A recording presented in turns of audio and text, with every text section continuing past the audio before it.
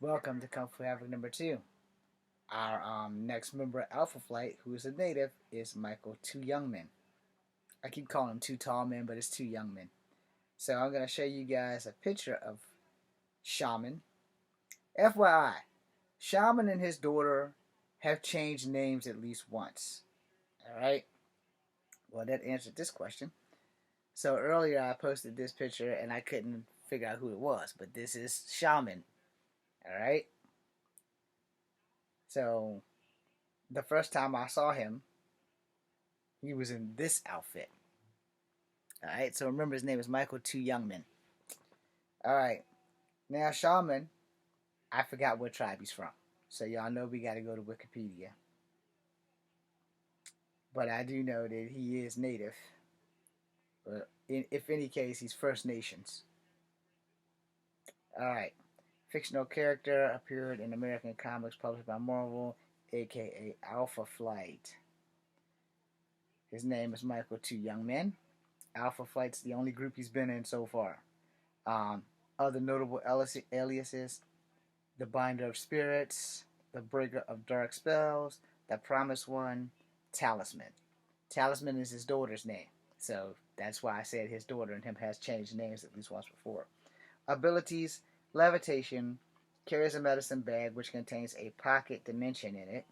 Ability to summon anything needed from the bag to breach spirits and fulfill his requests. As Talisman, vast magic manipulation abilities and commands natural spirits to do his will.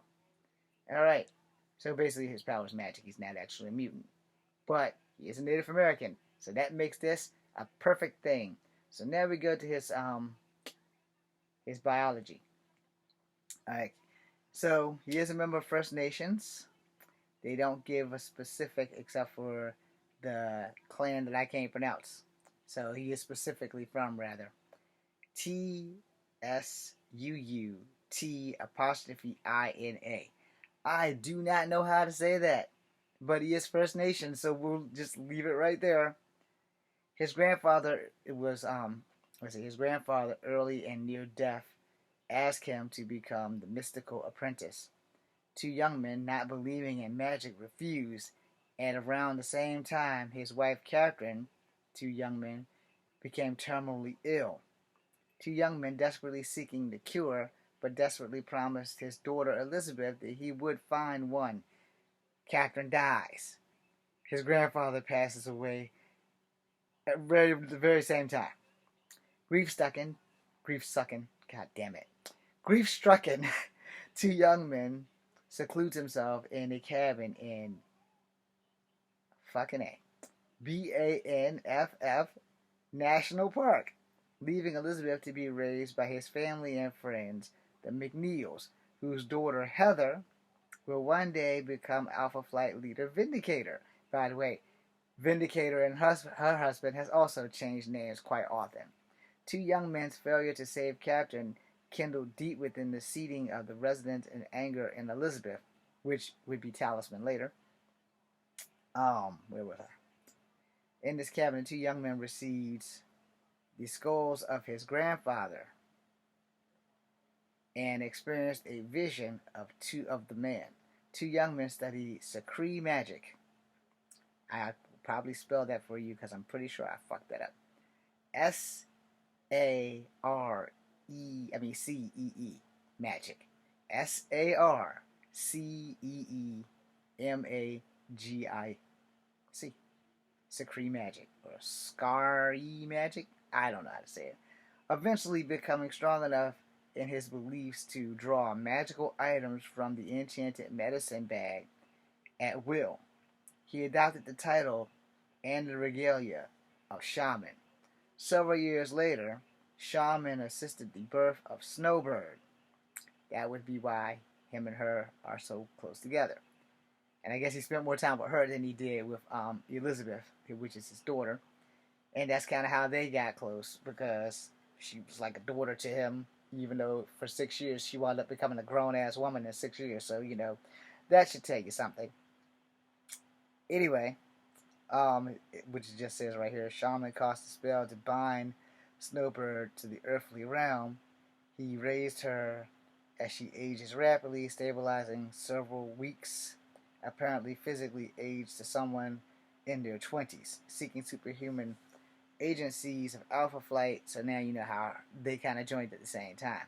A few years after that, Shaman joins Alpha Flight. His daughter Elizabeth discovers the skull and the archaeological site and experiences a vision of, I do not know how to say that shit, but I'm gonna spell it out for you. The last part looks like it's Devourer. So Ranaq, okay, and then it says the Devourer, one of the great beasts. She summons her father, who she knows is Shaman, despite the use of a spell to conceal his identity in Extreme Skull. The two meet at Lucas Stange, Strang, and the great granddaughter Emily, who is possessed by Ranaq, attempts to destroy Elizabeth, but instead activates her latent magical powers, allowing Elizabeth to defeat the possessed woman. Shaman has Elizabeth reach out to the medicine bag and withdraw a coronet. That might not be that word. Coronet of enchantment, and the mystical circle, which she dons and becomes talisman. A prophesized person of great power, great mystical power. The shaman does not tell talisman that the coronet once donned cannot be removed without causing her intense agony. Great daddy, huh?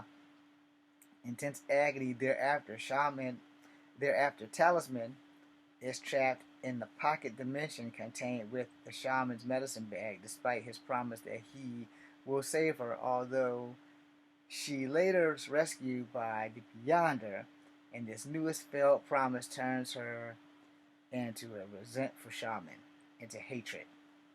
Shaman's failure to save his daughter leads to a crisis in the faith that Shaman is unable to draw his mystical items from the bag. Shaman embarks on a vision quest and learns a new secret of mysticalism and the spirits of his grandfather. Shaman gains the power to breach the nature of spells and add through he cannot command these, Elizabeth does. He also receives a staff and an eagle helm in which he can transform further familiar spirits. When the pregnant Snowbird is about to give birth to her first child, and the birth needs to have a place power, Shaman breaches the spirits and leads them into such a place. However, Talisman, corrupted by her powerful fueled rage, compels the spirits to unknowingly lead Shaman and Alpha Flight into a place of evil instead. Snowbird's child is possessed by the spirit of a sailor who has laid under the pre-frost or whatever the hell that shit is for centuries, calling himself Pentnitz. Alright? So you're up to speed on that. Anyway, we know he's First Nation, and we know that he has magical powers, not mutant powers. Alright? So, my mistake. I thought he was a mutant. Clearly, I fucked up. But it does not change the fact that he's a native, and this is Happy Native American History Month. That being said, we're going to go deal with his daughter Talisman, after this. So, thank you for watching. I'm Echo Fan Grey Wolf. Happy Indigenous and Native American History Heritage Month.